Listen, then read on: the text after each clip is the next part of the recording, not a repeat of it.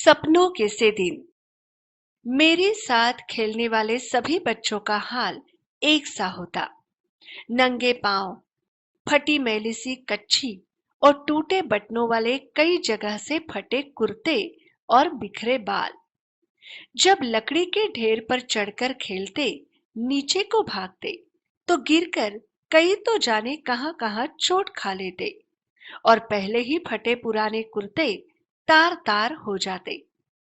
धूल भरे कई जगह से छिले पांव, पिंडलियां या लहू के ऊपर जमी रेत मिट्टी से लथपथ घुटने लेकर जाते, तो सभी की मां बहनें उन पर तरस खाने की जगह और पिटाई करती। कईयों के बाप बड़े गुस्सेल थे।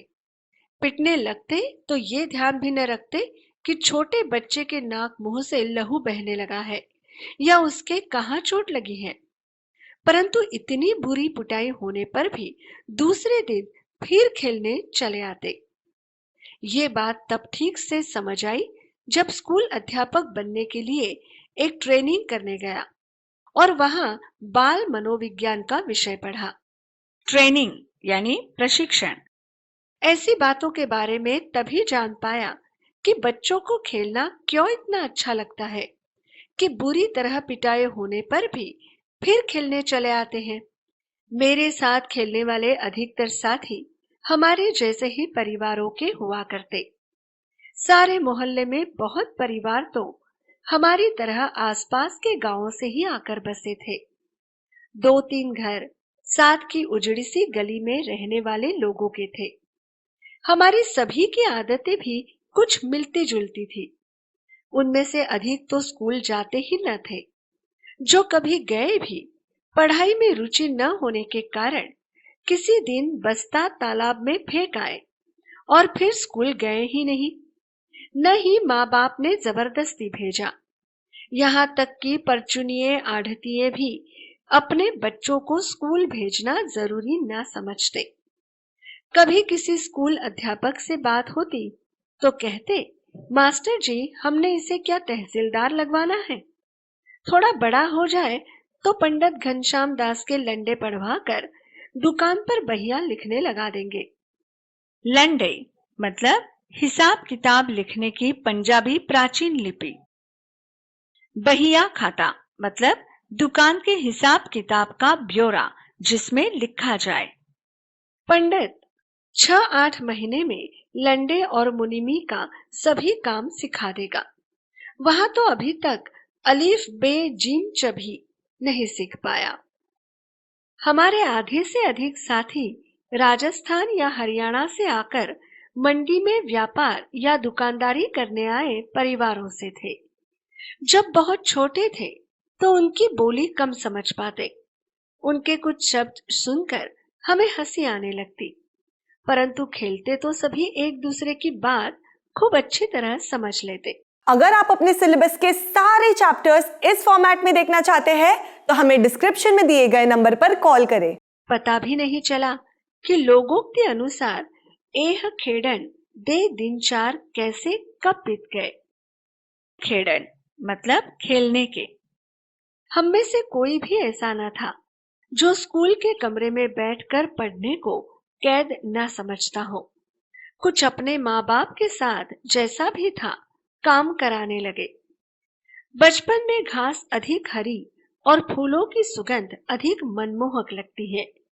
ये शब्द शायद आधी शती पहले किसी पुस्तक में पढ़े थे, परंतु आज तक याद है। याद रहने का कारण यही है कि ये वाक्य बचपन की भावनाओं, सोच समझ के अनुकूल होगा। परंतु स्कूल के अंदर जाने से रास्ते के दोनों ओर जो अलियार के बड़े ढंग से कटे छाटे झाड़ उगे थे, जिन्हें हम डंडिया कहा करते, उनके नीम के पत्तों जैसे पत्तों की महक आज तक भी आंख मूंद कर महसूस कर सकता हूँ। उन दिनों स्कूल की छोटी क्यारियों में फूल भी कई तरह के उगाए जाते थे, जिनमें गुलाब, गेंदा और मोतिया की दूध सी सफेद कलियां भी हुआ करती। ये कलियां इतनी सुंदर और खुशबूदार होती थी कि हम चंदू चपड़ासी से आंख बचाकर कभी कभार एक दो तोड़ लिया करते। चपड़ासी मतलब चपरासी। उनकी बहुत तेज सुगंध आज भी महसूस कर पाता हूँ, परंतु ये याद नहीं कि उन्हें तोड़कर कुछ देर सूंघकर फिर क्या किया करते। शायद जेब में डाल लेते, माँ उसे धोने के समय निकालकर बाहर फेंक देती, या हम ही स्कूल से बाहर आते उन्हें बकरी के मेमनों की भांति चर जाया करते। जब अगली श्रेणी में दाखिल होते तो एक और तो कुछ बड़े सयाने होने के एहसास से उत्साहित भी होते, परंतु दूसरी ओर नई पुरानी कापियों किताबों से जाने कैसी बास आती कि उन्हीं मास्टरों के डर से कांपने लगते जो पिछली श्रेणी में पढ़ा चुके होते। तब स्कूल में शुरू साल में 1-1.5 महीना पढ़ाई हुआ करती, फिर 1.5-2 महीने की छुट्टियां शुरू हो जाया करती।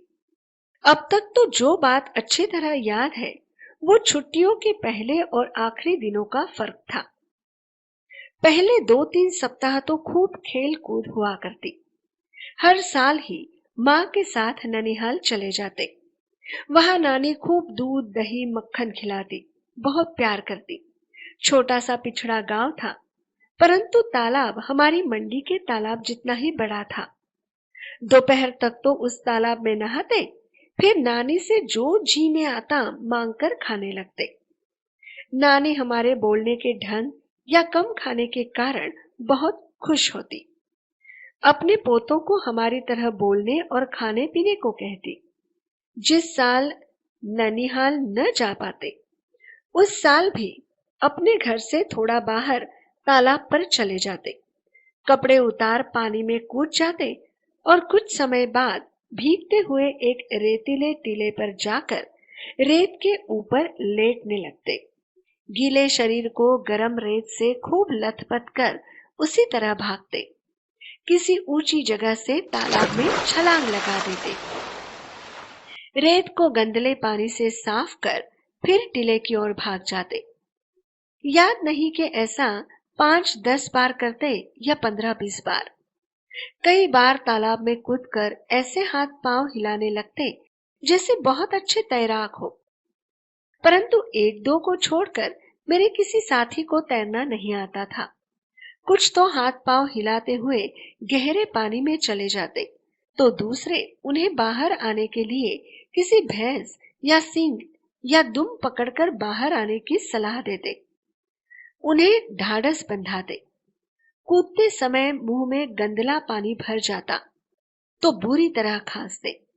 कई बार ऐसा लगता कि सांस रुकने लगी है, परंतु हाय हाय करते किसी न किसी तरह तालाब के किनारे पहुंच जाते। अगर आप अपने सिलेबस के सारे चैप्टर्स इस फॉर्मेट में देखना चाहते हैं तो हमें डिस्क्रिप्शन में दिए गए नंबर पर कॉल करें। फिर छुट्टियां बीतने लगती तो दिन गिनने लगते। प्रत्येक दिन डर बढ़ता चला जाता। खेल कूद और तालाब में नहाना भी भूलने लगता। मास्टरों ने जो छुट्टियों में करने के लिए काम दिया होता उसका हिसाब लगाने लगते। जैसे हिसाब के मास्टर जी 200 से कम सवाल कभी न बताते। मन में हिसाब लगाते कि यदि 10 सवाल रोज निकाले तो 20 दिन में पूरे हो जाएंगे। जब ऐसा सोचना शुरू करते तो छुट्टियों का 1 महीना बाकी हुआ करता। एक एक दिन गिनते 10 दिन खेल कूद में और बीत जाते। स्कूल की पिटाई का डर और बढ़ने लगता, परंतु डर भुलाने के लिए सोचते कि 10 की क्या बात, सवाल तो 15 भी आसानी से रोज निकाले जा सकते हैं। जब ऐसा हिसाब लगाने लगते तो छुट्टियां कम होते होते जैसे भागने लगती। दिन बहुत छोटे लगने लगते। ऐसा महसूस होता जैसे सूरज भागकर दोपहर में ही छिप जाता हो। जैसे जैसे दिन छोटे होने लगते स्कूल का भय बढ़ने लगता। हमारे कितने ही सहपाठी ऐसे भी होते जो छुट्टियों का काम करने के बजाय मास्टरों की पिटाई अधिक सस्ता सौदा समझते। हम जो पिटाई से बहुत डरा करते उन बहादुरों की भांति ही सोचने लगते।